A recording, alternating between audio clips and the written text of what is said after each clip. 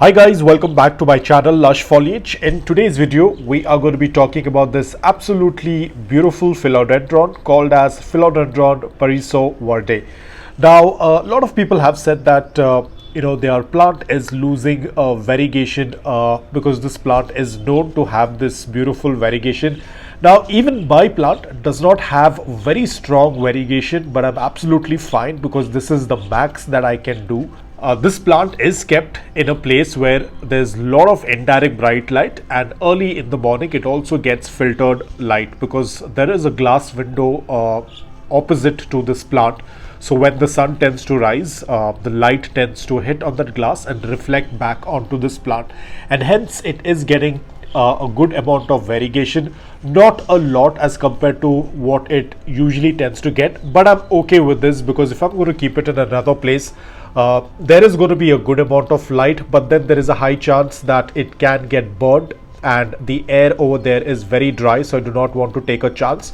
Because in my environment the humidity levels are very low. They can even touch down to 20% during summer, so I don't want to take a chance because with dry air the edges can easily get crisp, they can easily turn brown, so I do not want to take a chance. I'm okay with a less amount of variegation. I would rather prefer to have a healthy plant, but the variegation is not that bad. It's absolutely okay. I don't have much of an issue.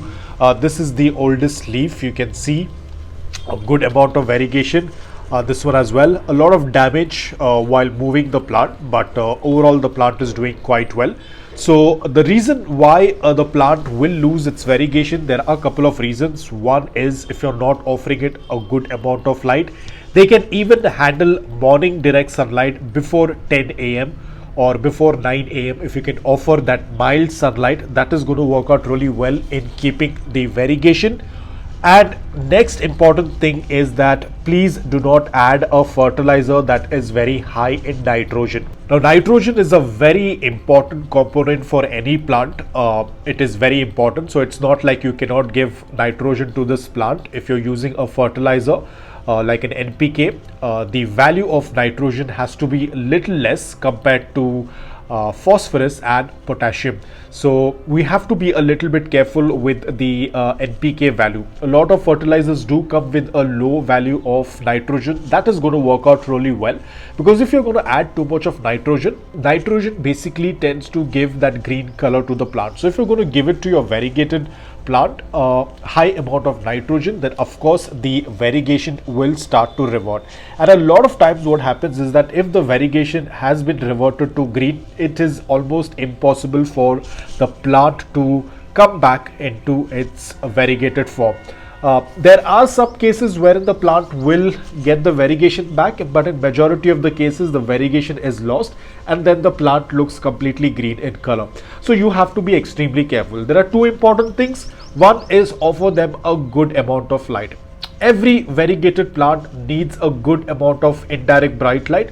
Do not offer direct sunlight, otherwise it will get burnt, because the variegation is not designed in a way wherein it can handle direct sunlight, especially after 11 a.m. or during the afternoons. That sunlight is going to be very strong. But of course before 9 a.m. or 10 a.m. if you have that mild sunlight or in a filtered form, that is going to work out absolutely well. That is what exactly this plant tends to get. It gets around 11 a.m. of filtered light. Basically the sun rays tend to hit the glass window opposite, and then those reflected light tends to fall onto it and it gets a good amount of filtered light. Hence the variegation is a little bit present, because otherwise if you're going to look at this place, it is kind of under a shed, so of course it's not going to get a lot of light if that window was not present. But overall it's doing quite well. And the second thing, as I said, if you are feeding the plant, ensure you are feeding a fertilizer that is low on nitrogen. Very soon, or I would say in my city, they have already started to get into their growing period. You can see it's putting out another shoot, because these are plants, philodendrons are plants that tend to grow during the warmer months, basically during spring and summer.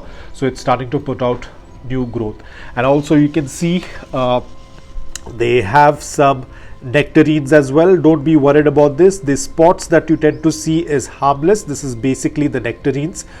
that come out of the stem or on the leaves, so you do not have to be worried. There are some ants, because that is what nectarines tend to do. They tend to attract ants. There is nothing to be worried about these spots. These are basically nectarines. This is a way of the plant creating a self-defense against other predators which can come and damage the plant. So they tend to put out these nectarines, and that's what tends to leave these spots. It's completely harmless to the plant. It is a part of the plant. It's a process of defense mechanism against other predators. So there is nothing to be worried. You do not need to spray anything. This is basically the plant puts out nectars for the ants to attract ants, so that if there are any other insects that can damage the plant, the ants are going to kind of attack that predator and save the plant. So there is nothing to be worried. It can be present on the petiole as well as on the leaves. You can see this is the midrib of the leaf, and you can see the nectarine spots as well. This is nothing related with pest or fungal attack.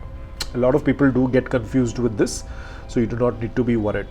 So guys, that's all about it. I hope that you liked this video. If you did, please hit the like button, and if you're new to my channel, please consider subscribing to it. Until then, take care, stay safe, and keep planting.